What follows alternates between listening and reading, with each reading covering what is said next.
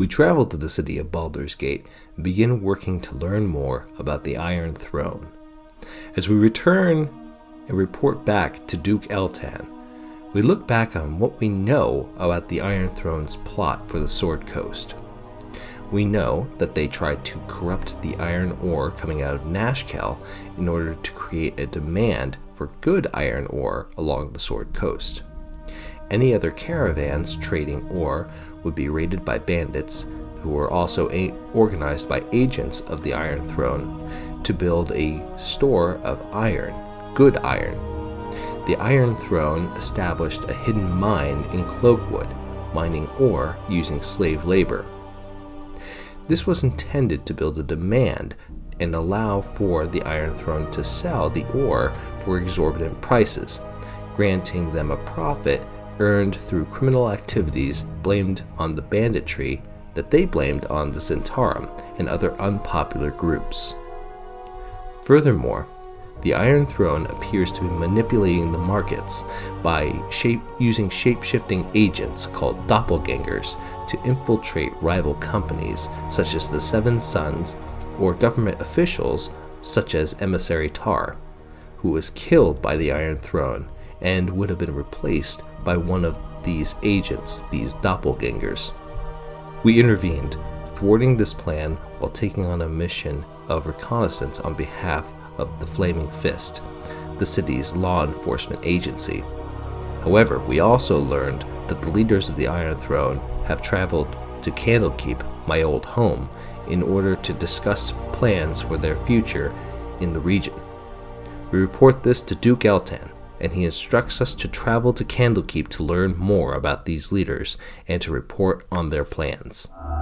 Your journey has come full circle. Duke Elton has asked that you travel back to Candlekeep, where you must spy upon the leaders of the Iron Throne.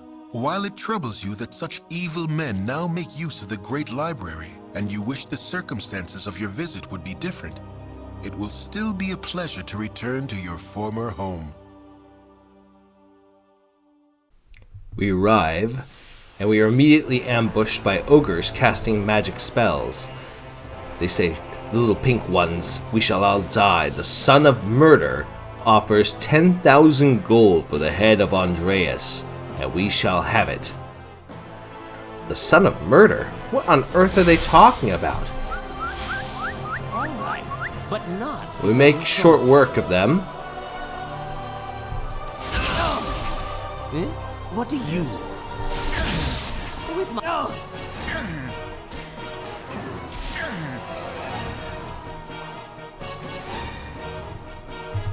Once they're all defeated, then we celebrate and we've made short work of them.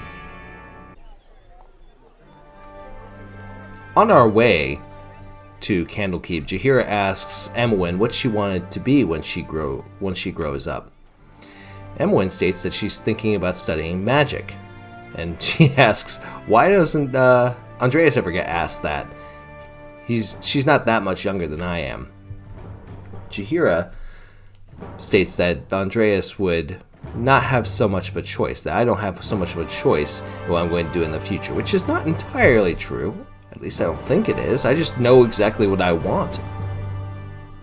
And she does state that Emwyn has a good point in the fact that we don't think much of me as a child, whereas we don't think Emwyn the same. We don't give Emwyn quite the same amount of respect. Emwyn states that she wants to be the leader who stays in the back and talks all about maturity.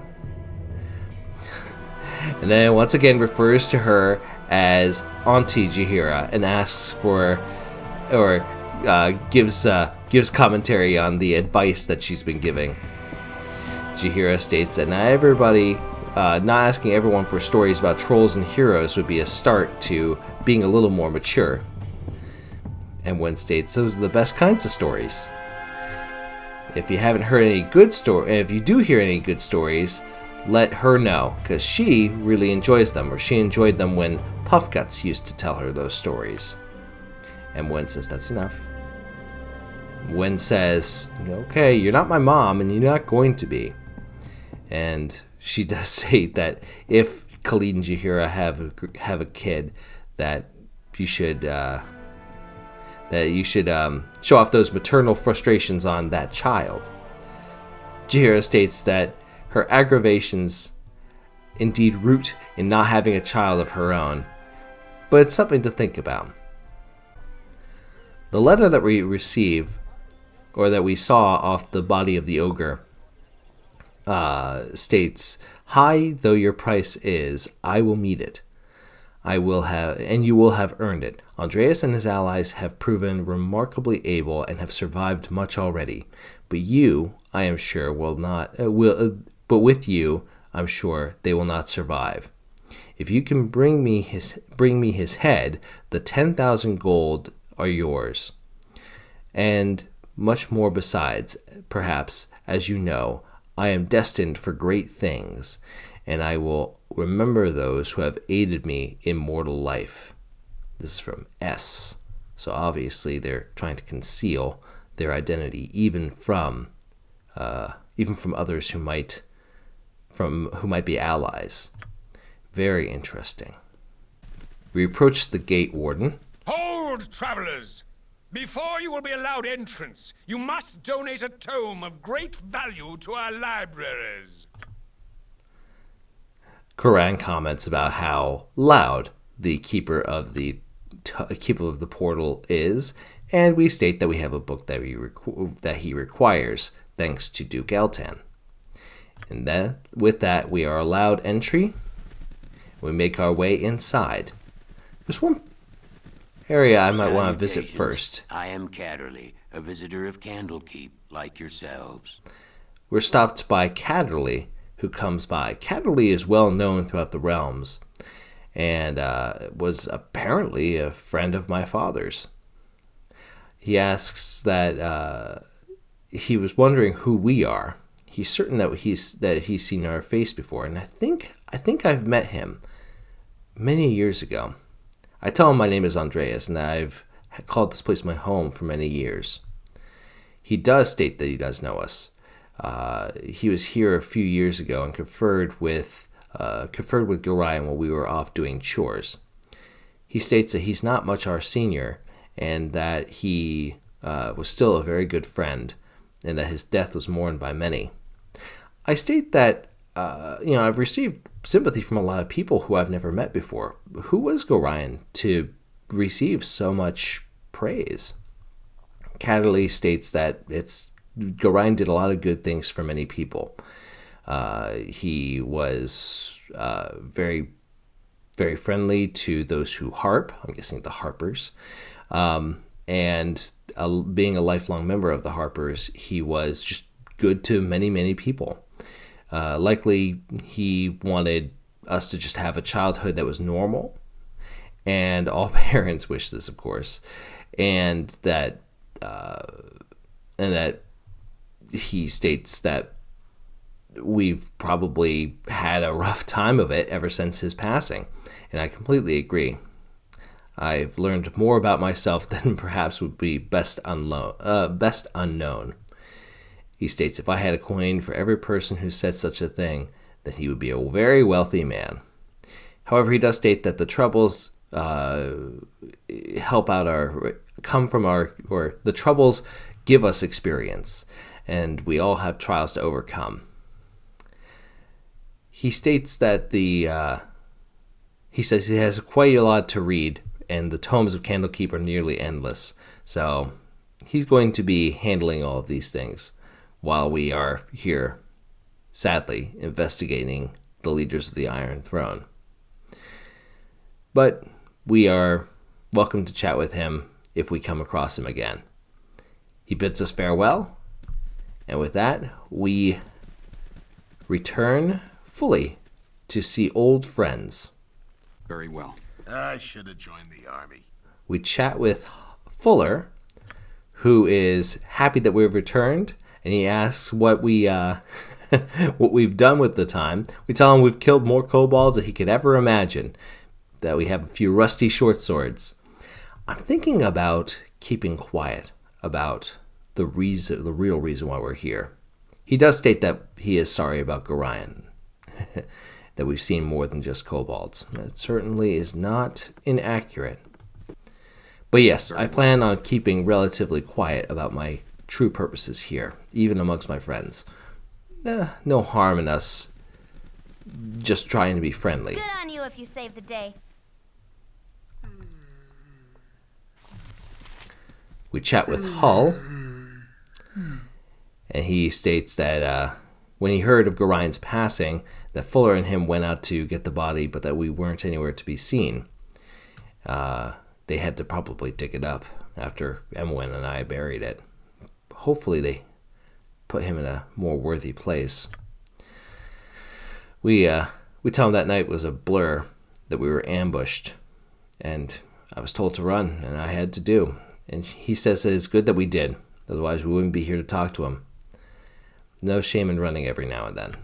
I'd like to think I don't agree with that, but you can't deny the results.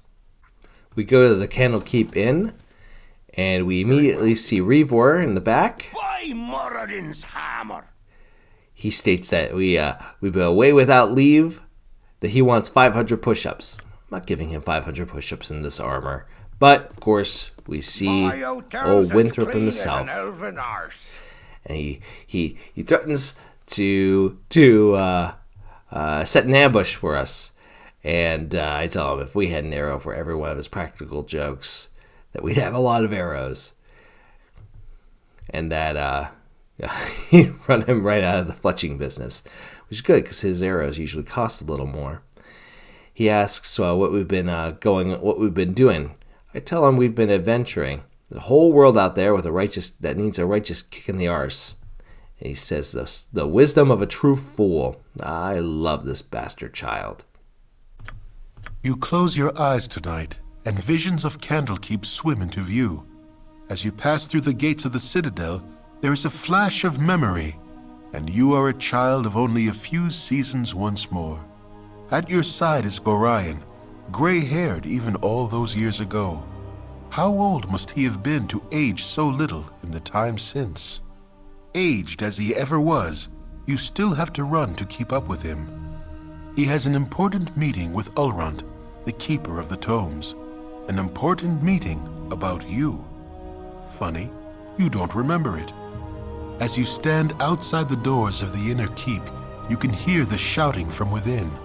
Gorion seldom raised his voice, though you did not care to listen to the discussions at your previous stops either. As you trace patterns in the water of a fountain, a reflection distracts you from the argument. A large raven has perched atop a stone wall and stares directly at you with huge black eyes. You stare back through the mirror of the water and are suddenly afraid to meet the bird's gaze any other way. It has claws for feet. You think to yourself, little skeletal claws. The doors of the keep suddenly swing open, and Ulrond storms out. He glances at you for a moment, but looks away as he speaks. You both can stay, he sneers, but mark my words, that child will be the death of you. A flash of memory once more, and Gorion walks out of the keep as he is today, dead. You drop your gaze back to the water so as not to see. The raven is gone, but your own image remains. Your eyes are black, like those of a bird. Like father, like child, the reflection says. You wake with a yell, predictably unrested. Truly, truly intimidating. I am unrested. It shall be done. Appears, though, that I can tap into my whatever is inside of me. I can tap into it and become stronger than I was. I hope that will be useful, although I still am worried about where this power comes from. What do you need? We get a chance to talk to Dreppen, and he didn't think we were ever coming back, and he asks, what was it like out there? I want to remain as neutral as I can, so I tell him it's big. We don't know how else to put it. We could say it's scary, we could say it's fun, but big is probably the best way to describe it. We've lived our entire life within these walls, and past few days I've seen 50 times as much as these walls could ever hold. It is strange, though, all that space and barely a book in it. I mean, compared to Candlekeep, yeah. I never really realized how special Candlekeep really is. Dreppen states that people from all over the world see books here, read the books here. All sorts of folks, the bards and nobles and priests. He mentions that Volo's been here, Elminster's been here.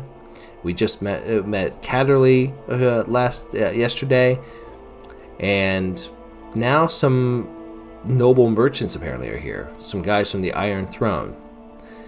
I need to make sure I investigate them, figure out what's going on.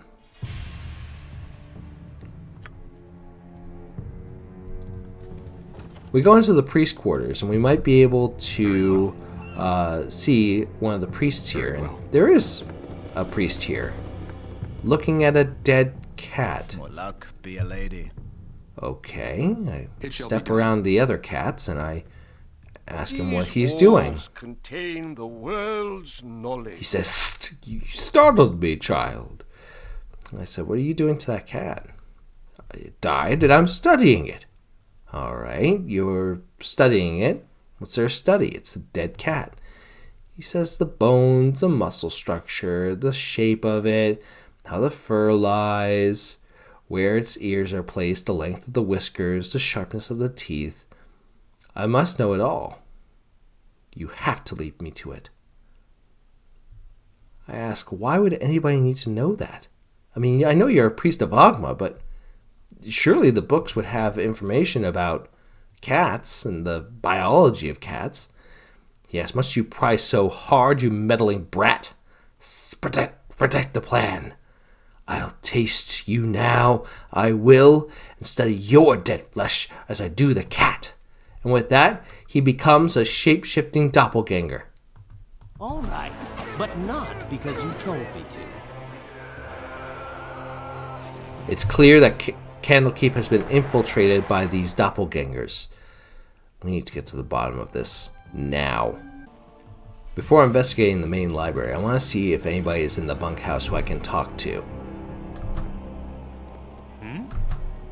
Immediately stopped by Parda, who he said he had heard that we had returned. He said if these weren't such dark times, this would be better meeting. He said something is afoot here in Candlekeep, that there's an unvoiced panic amongst those who called these haunted halls our home. He asks us for our help. I say anything, just tell me how I can help. He says go around, search about. There has to be something strange here. We've been here for so long and we're blind to the malignancies that have crept up slowly and absorbed those malignancies into our gaze. But he knows that they're there. His eyes can't see them. His ears can't hear them. But everything that's in him screams that there's something wrong. There's something strange. I don't blame him for his concern. We need to figure out what's going on. Very well. It shall be done. We check the barracks, but we try the doorknob, and a muffled voice says, "Go away, you chimp." Chimp? What would call us a chimp? We see a familiar face, Flydia. She asks if we've seen her book, and she said, No, you found that already.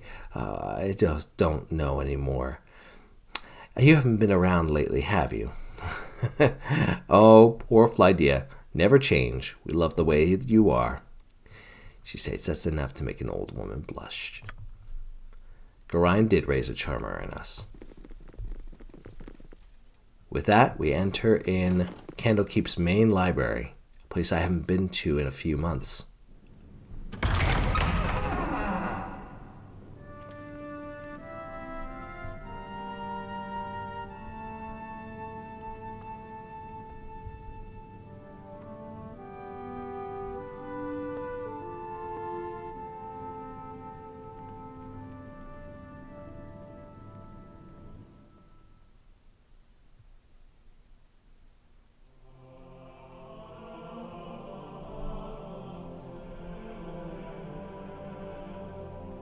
immediately greeted with the statue of Alondo the Wise, the founder of Candlekeep. And we enter. Of course. Something on your mind? And we are met by Karan. Karan is an old tutor of mine here. He states that we've gained a few lines since he last tutored us, and I say that's true, but that's not your fault.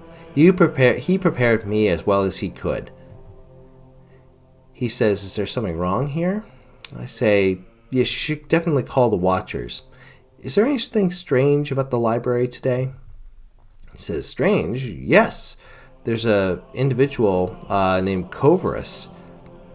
He was right there beside me, and he was taking Alondo's prophecies from their place on the shelf and reading them. I could hear his voice, recognize the seer's words and his quiet breath, and when he turned to steal a glance at him out of the corner of his eye, he noticed that Kovarus's eyes were closed, and he was reciting page for page as if from memory. He heard our footsteps, it seems, and then wandered off.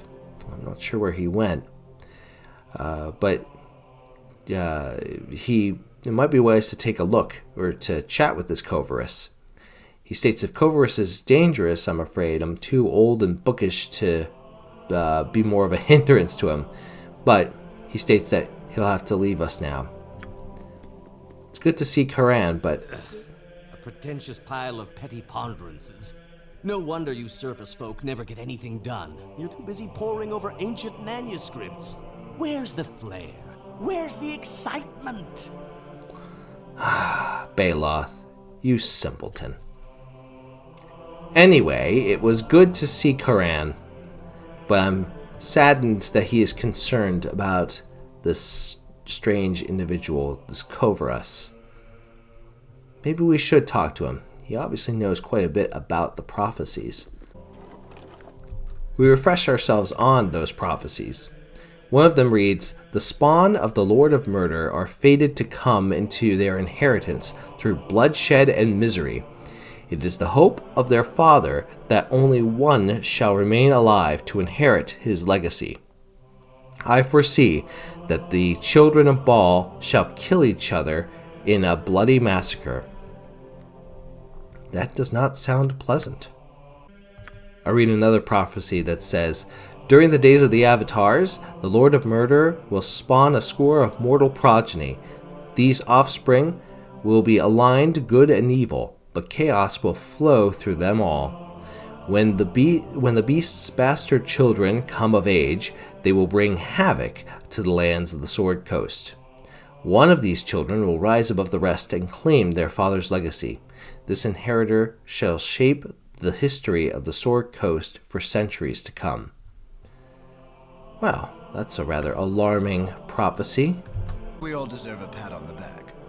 We're greeted by Theoden, who is one of the priests of Ogma here. And he dotes on us. We ask him how he's been, and he tells us an old story about when we were just in rags and we were playing around in the dirt, and I apparently was met another important celebrity, Kelburn Blackstaff, and he apparently was meeting Gorion about something, and apparently I took Blackstaff's cloak and then proceeded to roll around in the mud.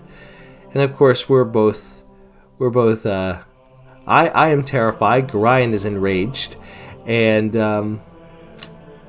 Kelborn Blackstaff just keeps on, just grabs me by the scruff of the neck with his spectral hand and then takes the cloak and then just starts laughing.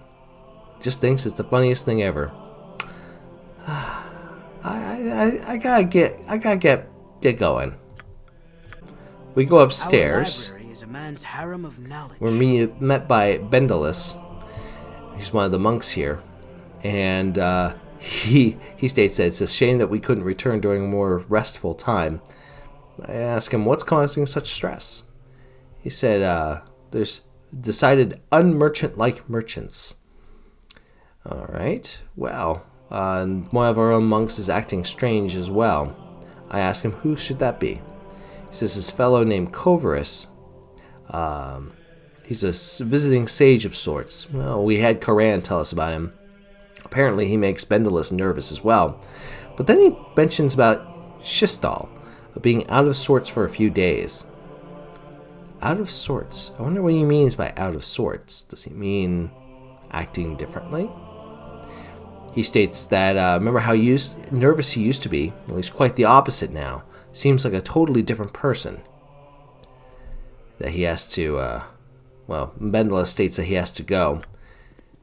It seems that these doppelgangers aren't necessarily doing a very good job of covering themselves. It shall be done. You need something, stranger? And we're greeted by Kovaris. In the year of the turrets, a great host will come from the east like a plague of locusts. So saith the wise Alando.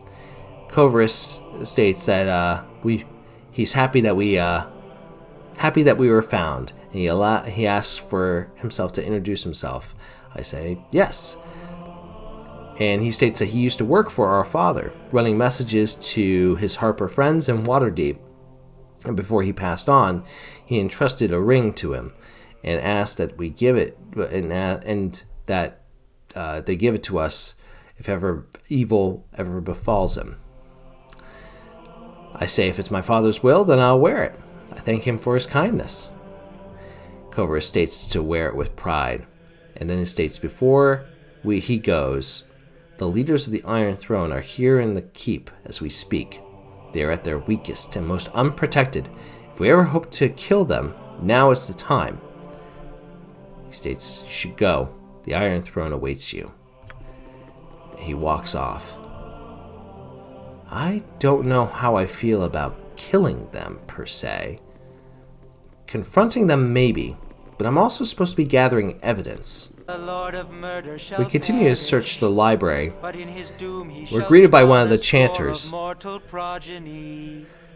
He says, so we look distressed, and we tell him, we ask him for his help. He says that there's something wrong here, and he's felt it too. We ask him as the chanter that he should know the history of this keep better than anybody. That, I don't know that much, except for the fact that I did grow up here, but there's stuff that I don't even know about. I state that I'm older now and that I should know.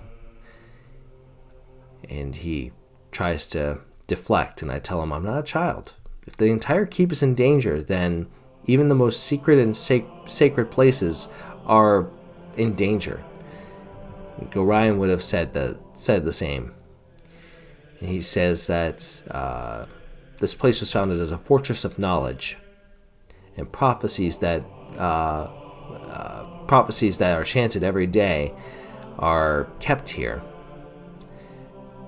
He says that there are catacombs, there are places under this place that we should definitely not travel to. They're trapped in warded halls. And unless some higher power bids us to go down there, we shouldn't be going down there. Well, probably means we'll end up down there, knowing my luck. Of course. We approach a back room, and we see the men themselves, the leaders of the Iron Throne. They state that we must realize that manner makes the gentleman, and asks us to kindly leave. Koran pipes up that a thief does not set rules for other thieves. Well, they might. He says it's a sad day indeed if we take some pointy-eared rogues' threats seriously, and states that the right people can afford to be rude, but that's not us. He states to leave now before the irate companion Brunos loses his temper. I actually have no reason to confront these gentlemen now. Kovaris wants me to kill them. I don't think facing them right this second is a wise decision, so I tell them that we'll be on our way. Jahira states that it must have been hard for us to keep our temper in check. That it would be not right to pollute the sacred floors with their foul blood. They're absolutely right. Plus, there will probably be other opportunities for us to confront them in a more legal manner. It shall be done. Of course. We approach the next level, and we run into Shistal. I've done had enough of this. Very well. Excuse me, but I'm late for my classes. Shistal says, "Leave me be, stranger. I have work to do." I ask him, "You don't recognize me? It's Andreas." "Yes, Andreas," he says. I did not recognize your face. My apologies. I trust your journeys have been comfortable. Cloakwood can be cold this time of year." I ask him, "How did you know you've gone to Cloakwood?"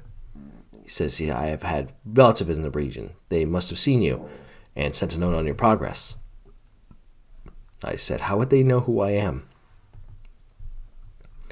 And "Why you do well, leave me be. I'm tired of this game.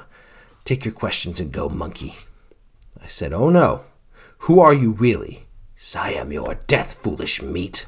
And with that, I'm gonna work out some anger on you. this one apparently seems to have some sort of abilities. And a nice necklace. Some sort of magical abilities, illusions and whatnot. Very well. That is not good. Of course. We arrive upstairs, and we're greeted by Paeto. Paeto states it's good to see us, and he asks if we're doing well. I says, "Well, it can be expected, considering we just had to kill now a second doppelganger in these halls." We ask how he's been. He says he pines for the days when Gorion and I still called Candlekeep our home, that we brought a bit of energy to these walls.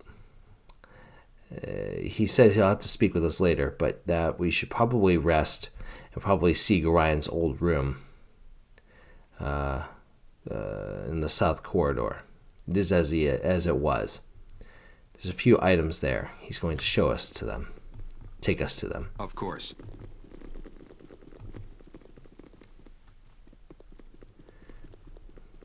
With that, we see a chest. I open the chest, and I see a letter in the chest. The letter reads, "Hello, Andreas. If you're reading this, it means I have met an untimely death. I would tell you not to grieve for me, but I feel much better thinking that you did. There are things I must tell you in this letter that I might have told you before. However, if my death came too soon, then I would have never been given the chance. First off, I am not your biological father, for that distinction lies with an entity known as Baal. The Baal I speak of is the one you know as a divinity.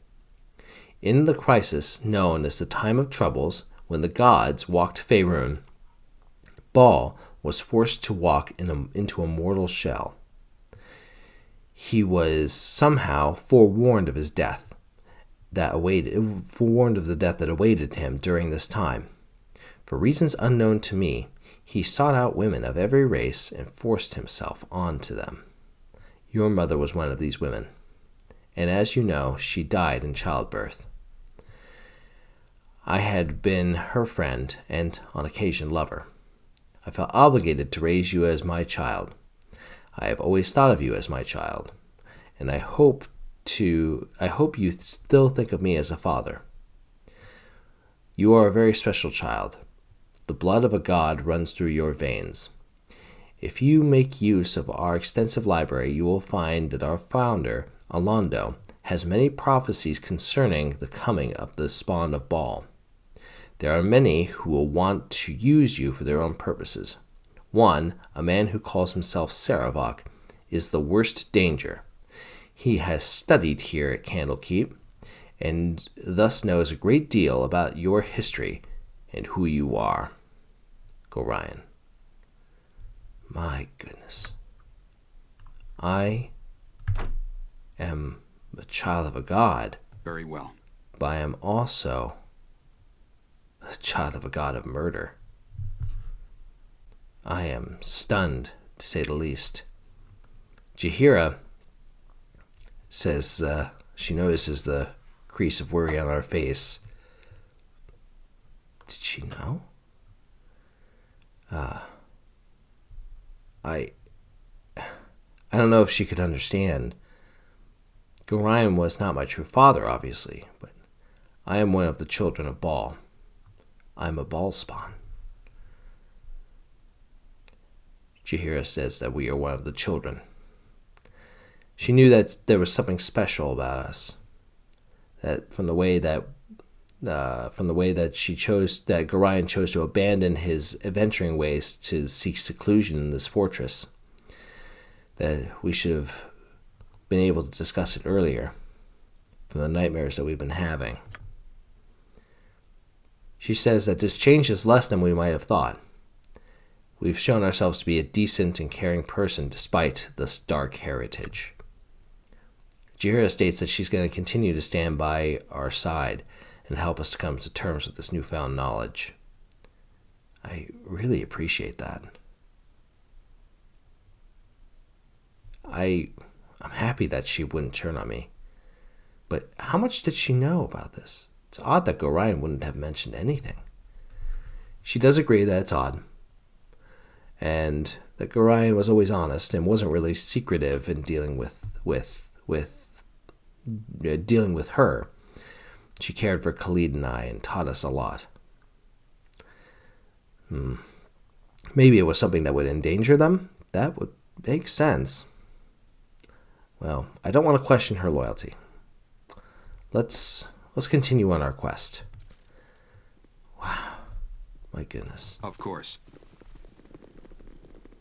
I don't know what to say. Maybe I can speak with Tet Toril. He might have information. Paito says that we would be good to see him. I can't agree more. He says he's waiting for us upstairs. Then that is where we shall go. It shall be done. Our rules are very strict. We're stopped by the gate warden. It says, "You there! Stop and surrender yourselves. You are accused of murdering the men's Brunos Kosak, Thaldorn Tenovich, and Raeltar Anchev. If you give yourselves up now, you'll be assured a fair trial." That's ridiculous. I didn't murder anybody, but I'm willing to go to trial. My innocence in this accusation should be refuted quickly in any fair court of law. So I'm glad that you have some sense in you. Follow me. I'm sure that everything will be sorted out quickly. I can't believe this. I just can't. Why would they accuse me of this? Olrant steps in. Olrant is the master of the tomes, and he's always been a rather stickler for rules. Says, "So, Andreas, you've sullied your father's name by defiling his home and bringing ruin to a peace that has lasted for centuries. I spit on you and all your friends. Your transgressions will be punished in the most severe form. I formally accuse you of the murders of Brunos and Raeltar." I ask him, why would he accuse me of such a thing? As after Emwyn, of course, gives him a pip. Olrant says, "Why have I accused you? You have been seen fleeing the murder scene. Coverus found the identifying ring of a shadow thief assassin in your personal effects, and gold minted in an arm. I feel that it is strong enough evidence to proof to accuse you." That ring didn't belong to my father. That ring belonged to Coverus as some sort of plant. What the... Olrant continues, "From everything I've seen and found, it's not hard to figure out what your purpose was. From what I've been told, you have been trying to place all the misfortune on the Sword Coast squarely on the shoulders of the Iron Throne. I assume that you and your friends are assassins in the employ of Am. Perhaps you were sent up north to create discord in the region before an Omnian invasion. It matters little. You and your friends are to be sent to Baldur's Gate, where an appropriate punishment will be administered. And that he walks off. Oh, I will find this Kovaras, whoever he is. Tethril comes in shortly afterwards. He says, "Hello, young one. I'm sorry to see you in such terrible circumstances. I know you well enough to know that you've been falsely accused." Oh, thank goodness. "Tomorrow, Olbrant will most likely sentence us to be sent to Baldur's Gate, where we'll receive the death penalty for these actions." He knows that he wouldn't want to see Gorion wouldn't want to see his child killed only a few weeks after his own death.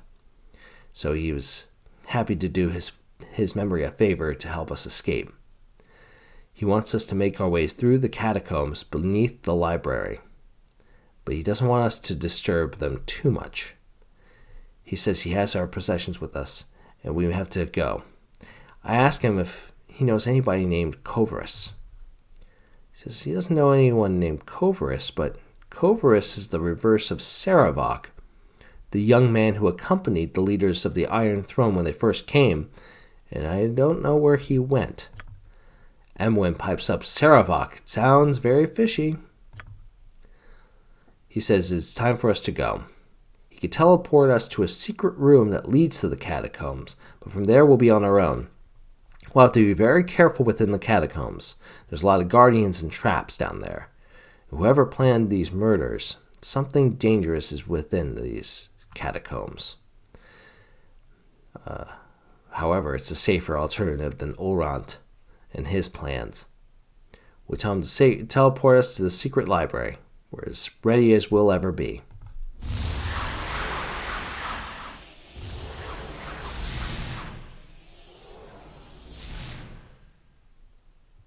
Within this, we see an obvious entrance going back, and common sense would dictate we should not go through that door. So this will be the door that we go through. Of course.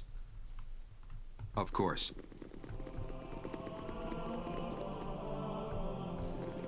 Hello there. We're immediately greeted by Fladia, who threatens us. She says, "My book, you stole my book, you cur!" And suddenly shapeshifts into a doppelganger. What on earth? Very well. Have doppelgangers infiltrated everyone? What have they done? We travel deeper into the catacombs. What do you need? We come across There Dreppen. are so many places I would rather be. As Khalid expresses his concern about being in a catacomb, we are approached by Dreppen, who unfortunately has also been assumed the identity of a doppelganger. It shall be done. I need a swig of some strong dwarven ale. Thank goodness Arcanus is here. Arcanus is a mercenary and adventurer in his day, and he's been here at Candlekeep for a long time. And he asks, what was that thing that was young Dreppen? I tell him it's a long story, but we ask him if we can trust him. He says he can, and that he has a good eye for illusions. That we're happy to help, along with Dieter, the halfling rogue. It shall be done. We see many others that have been turned or assumed by doppelgangers. Jondalar, Hull, Koran, Fuller, Parda, Winthrop, Very well. and Reaver. I think we all deserve a pat on the... I see Elminster. Jaheira states immediately that these wicked beasts are naturally trying to assume any form they can. I tell him that you are no more Elminster than I am Dritz the Drow. He says we're not Dritz, obviously. We also see that another one wears the face of our stepfather like a mask. Awake, my adopted child. He states some story about how he didn't die that night, that it was a magical poison, and no, it wasn't. Greetings, young one. Of course, Tetural also tries to do this and calls out Saravok and tries to convince me somehow that they were not doppelgangers, that there was some elaborate plot that they had.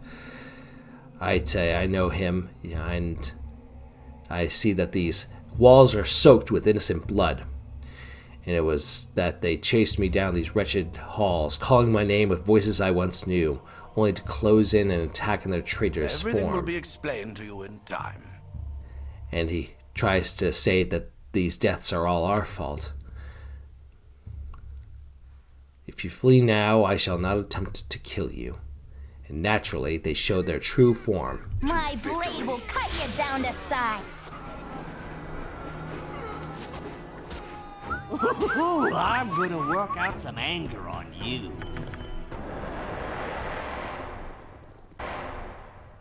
We go deeper into the caves, past the catacombs. It shall be done. We come across a mercenary band. They ask who we are and that they were expecting Saravok, not some ragtag band. Well, subtlety be damned. We're telling them the truth because we're probably going to end up fighting them. We tell them that we're the mercenaries, and they thought as much. They won't get past him and his band without a fight.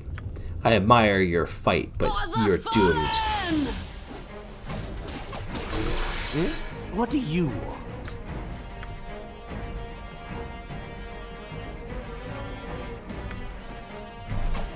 God's friendly strength. Yield. Wherever fate takes me. On the letter, it appears that Saravok wrote to Pratt, saying, "My schemes have come together in a most satisfying manner. The mercenaries who have plagued my every step are now imprisoned and accused of the murder of Raeltar, Brunos, and Thaldorn. Learn as much as you can about the fate of the mercenaries, then meet me back at Baldur's Gate. I apologize for leaving you here alone. It is necessary to return to the city as to take Raeltar's position as Chief of Operations. If things go smoothly, if things proceed smoothly, then I will be a Grand Duke within a few weeks." That is not good news.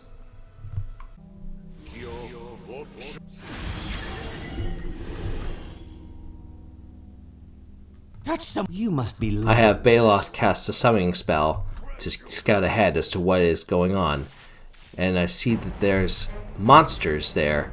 Some sort of basilisk creature. All right, but not because you told. Creatures that are turned to stone, petrified. Fortunately, there is a protection spell against that. I can but try.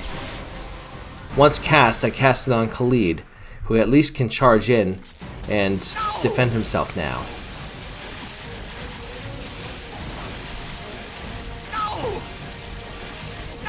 These creatures would be deadly if I had not protected myself.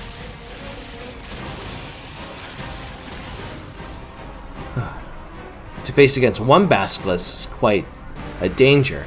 To face against two, absolutely deadly. I'd rather we just skip the small talk and get right to the killing. We come across the last mercenary, Diarmid. Diarmid assumes that we are Pratt. Pratt, is it? I don't have to. Sorry. I don't need to tell you that we must not keep Saravok waiting. I trust that you haven't had any trouble here. He said that the monks fell for the ruse and that Andreas was locked up, so he took the surface route out of the keep rather than meeting him down in the crypts. I play along. Why not gather as much information as I can? I say, yeah, I'm Pratt, that's me. Why are we meeting in the crypts again? He said, the point? Oh, Sarevok didn't tell you. Yeah, he might not have. He does have a tendency to give information on a need-to-know basis. Hardly matters now, though. The monks in the keep are firmly under the belief that Andreas has murdered the Iron Throne leaders with no provocation, that Andreas is locked away. And now they're going to be sent to Baldur's Gate for trial, and that Sarevok will have full control of the city. Andreas' fate is going to be his to decide. It turns out that you and your band are not going to be needed to guard the boss's escape route after all, since everything went according to plan. I asked him, who was this Sarevok supposed to be guy again? He said, oh, he didn't identify himself while he was in his monk disguise? Yeah, Koris is going to be who you're going to meet up with. It's not terribly original, but, you know, I'm not going to tell him that. Sarevok is quite used to getting his own way. I gather that subtlety is not necessarily that comes naturally to him. He doesn't really have the patience for it, though his mind is amazingly tactical. Certainly, this made him perfect for organizing the Iron Throne's mercenary forces. Though I doubt his superiors would say so now. I mean, that's the plot that they had him killed. That he had them killed. Yeah, that's the trouble with hiring highly motivated people as underlings we can safely serve. But what are those in a position that he desires? Anyway, we should really get going. I asked him, where are we going to meet up with Sarevok? Yeah, back at the Iron Throne base in Baldur's Gate, of course. He has business elsewhere in the city, but no doubt we're going to get a bit of coin if we wait for him there.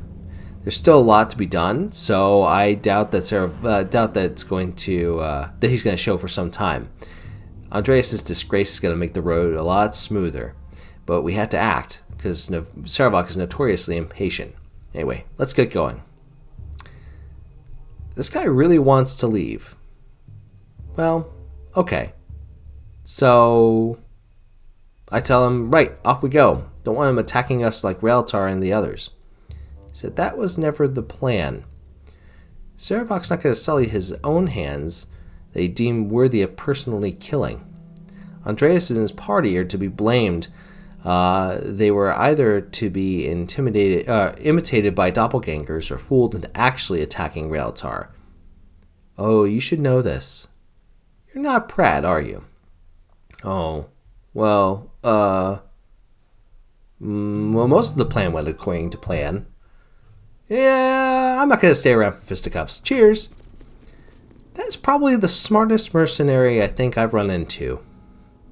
Well, not the most moral, but certainly the wisest. Hopefully we'll seek justice for what's been happening, as we see the welcome glare of the sunlight. Of course.